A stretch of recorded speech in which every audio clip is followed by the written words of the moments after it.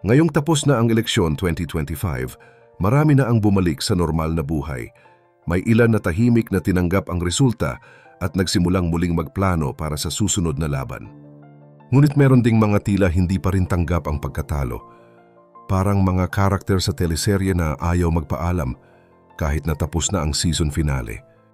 Pero bago po ang lahat, baka pwedeng pa like and subscribe ang video na ito dahil napakalaking bagay na ito sa aming content creators. Maraming salamat po. Unahin natin si Diwata. Matapos ang eleksyon, kahit hindi nakapasok ang vendors party list sa Kongreso, hindi pa rin natapos ang kampanya para kay Diwata. Sa halip na tumahimik, mas naging aktibo pa siya sa social media. Araw-araw may live sa TikTok o Facebook kung saan siya ay sumasayaw, nagtatalumpati, at kung minsan ay nagla-live selling habang umaalingaw-ngaw ang kanyang campaign jingle, para bang patuloy pa rin ang kampanya kahit tapos na ang botohan. Ngunit ang lalong umani ng reaksyon ay ang isa niyang live video kung saan binanatan niya ang mga hindi bumoto sa kanya.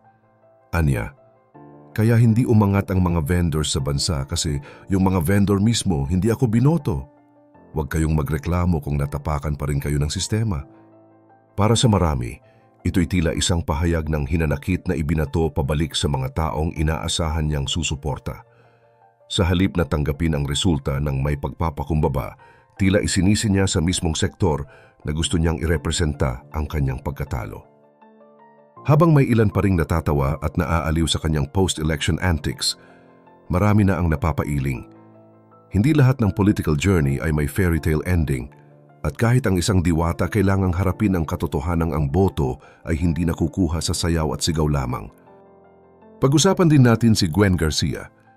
Sa Cebu, si Governor Gwen ay kilala bilang matapang, matatag at matagal ng haligi ng politika sa rehiyon.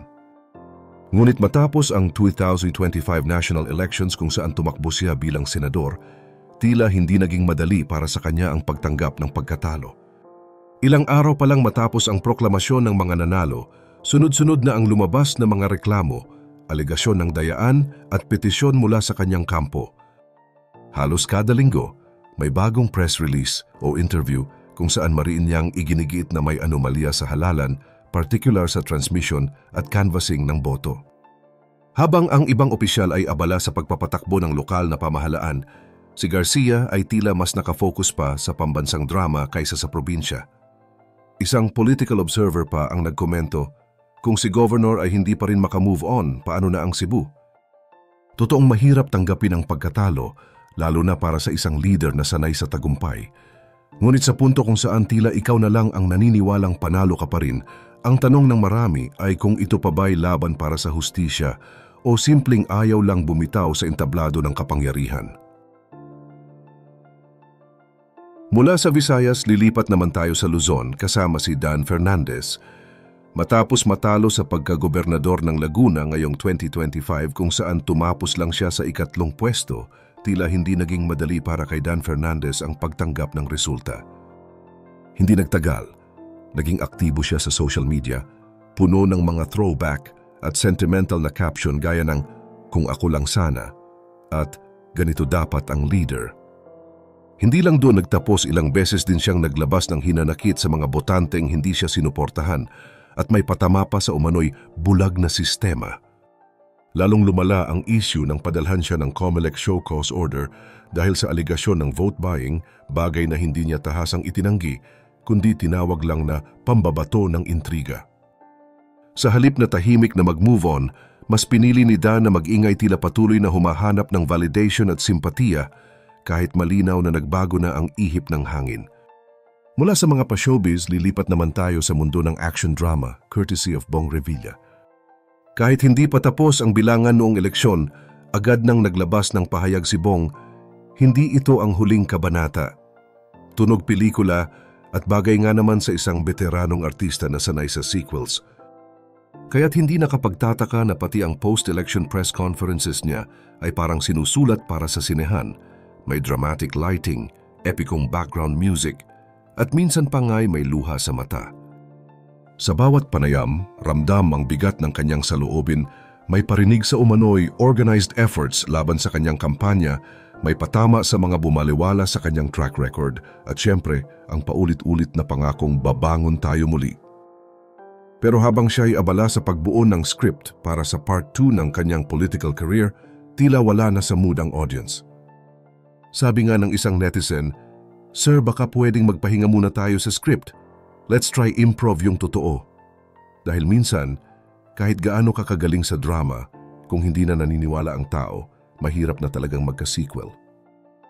Sunod naman si Willie Revillame. Matapos ang hindi matagumpay na kandidatura ngayong 2025, muling bumalik sa telebisyon si Kuya Will. Pero kahit puno pa rin ng paraffol at kantahan ang programa, halata ang lungkot sa likod ng ngiti. May bagong segment ang show na pinamagatang Will na lang sa lahat at kahit mukhang biro, ramdam ang hugot. Sa isang episode, nasambit niyang, "Kung binoto niyo lang ako, baka may pabahay na kayo ngayon." Marami ang natawa pero kapansin-pansin ang bigat ng sinabi. Madalas na rin siyang magpahiwatig ng pagkadismaya mula sa media coverage hanggang sa mga dating kakamping hindi na daw nagparamdam. Sa halip na simpleng variety show, minsan ay nagiging parang personal monologue ang programa, may pasaring, may panghihinayang at may halong drama.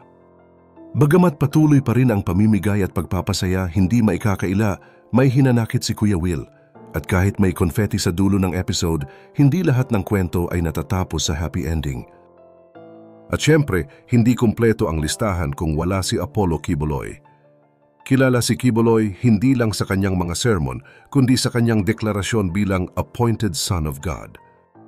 Kaya naman, hindi na ikinagulat ng marami na matapos ang kanyang political flop ngayong 2025, may bago na siyang pahayag, nilabag ng sambayanan ang mandato ng langit.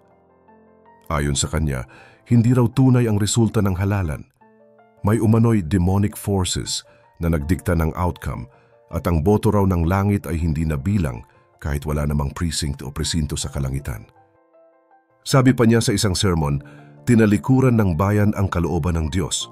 Sabay sabing, may matinding kaparusahan daw na darating, hindi lang sa halalan kundi sa buong bansa. Marami ang nag-react, ang ilan ay natawa, ang iba na may nawindang. May nagsabing baka pwede raw i-recount sa third heaven, pero Comelec was clear. Walang arkanghel na nag-file ng COC at hindi pwedeng basihan ng protesta ang divine revelation. Sa totoo lang, mahirap ipaglaban ang legitimacy ng boto kung ang ebidensya mo ay propesiya at ang complainant ay si Gabriel. Kasi kahit gaano kakalapit sa langit, sa eleksyon, Comelec pa rin ang nasusunod, hindi ang mga seraphim. Sa kabila ng lahat ng ito, isang bagay ang malinaw. Ang demokrasya ay hindi paligsahan kung saan laging bida ang paborito. Ito ay proseso kung saan ang taong bayan ang tunay na boss. Kapag nagsalita na ang boto ng madla, kahit gaano pa kasakit ang resulta, kailangang matutong tumanggap. Hindi lahat ng laban ay panalo at hindi rin lahat ng pagkatalo ay katapusan. Kaya para sa mga natalo ngayong 2025, marahil ito na ang tamang panahon para magpahinga, magnilay at maghanda para sa panibagong kabanata. Hindi na para sa muling pangangampanya, kundi para sa mas maayos at tapat na pagseserbisyo sa kahit anong paraan. At higit sa lahat, sana huwag nating gawing teleserye ang halalan. Lahat ng drama may season break din. Kaya ngayon, time na para mag-move on at mag-focus sa mas importanteng bagay, ang pag-unlad ng bayan. Ikaw, handa ka na bang maging parte ng tunay na pagbabago?